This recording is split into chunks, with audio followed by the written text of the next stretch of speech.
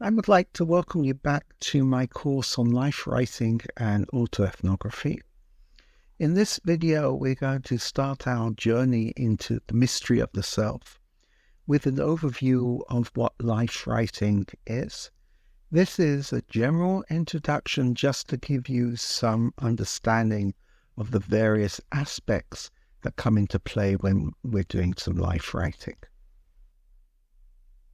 So let's start with a very simple definition of life writing. Life writing is a collection of genres that all have the aim of recording, examining, and presenting personal experiences, feelings, and thoughts concerning a person's life. At this stage, this is on purpose a very broad definition of life writing. As we move forward, it's going to become more complex and more specific.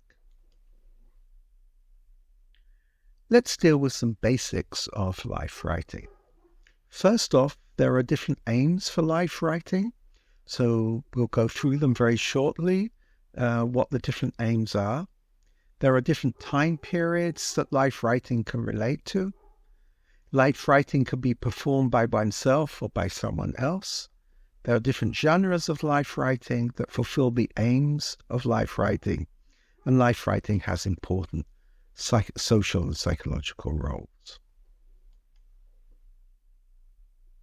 So what are the aims of life writing?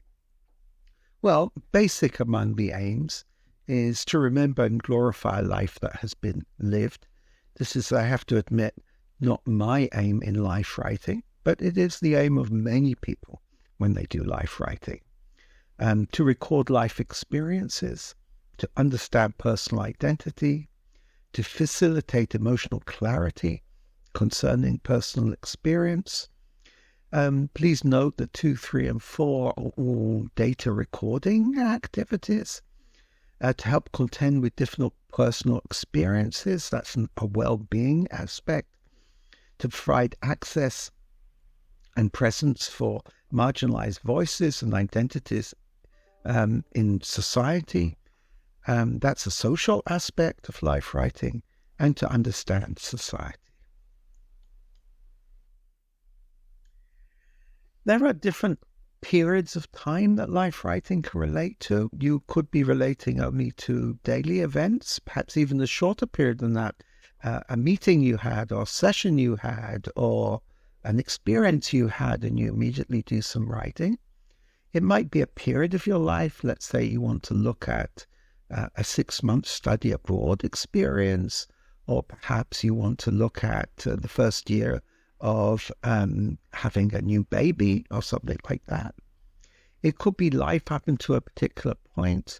You can decide to do life writing at any point in your life, and you can try to capture all the time up until that point, and a whole life, which usually deals with after a person has passed on or is very close to death.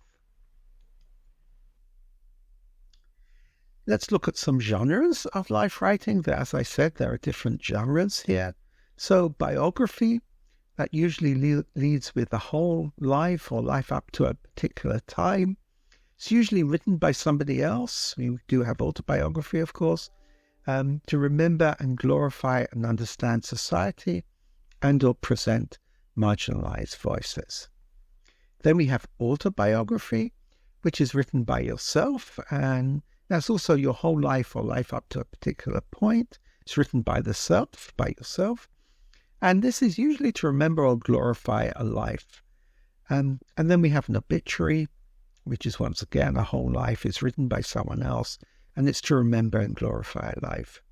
I always find biographies, autobiographies, and obituaries untrustworthy to a degree, and in the later coming videos I'll explain why I think that is. Then we have a diary, which is a day or a part of a day. That's the time period. Usually write it yourself, and you're recording life experiences, thoughts, and feelings, and it's usually done in a chronological order.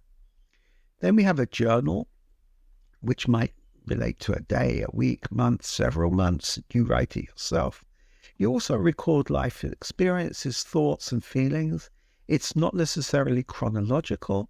And the aim here is interesting. It's to understand personal identity, to provide clarity, to promote well-being in all sorts of different ways. Then we have narrative inquiry, which deals with a particular period of life. It can be done by yourself or by looking at someone else's life. And you're trying to understand identity, understand society, and or to provide access to marginalized voices. And finally, we have autoethnography. This is the genre that we're going to learn and work with in this particular course. It deals with a particular period of life. It's written by the person who's had that experience, and the aim is to understand identity, provide emotional clarity, promote well-being, understand society, and to provide access to marginalized voices. Let's do some classification of life writing genres.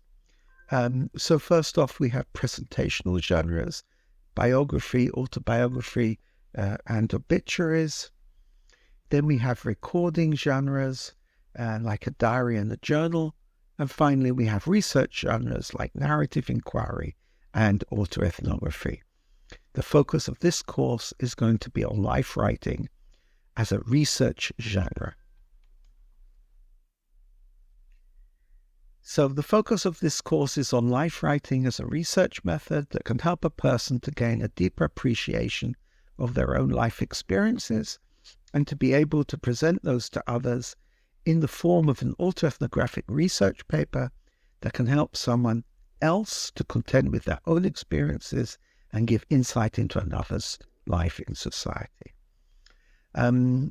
What I have to say about this is that the whole course will facilitate this double process of self-understanding followed by a process of presenting that to others so that other people can understand your experiences.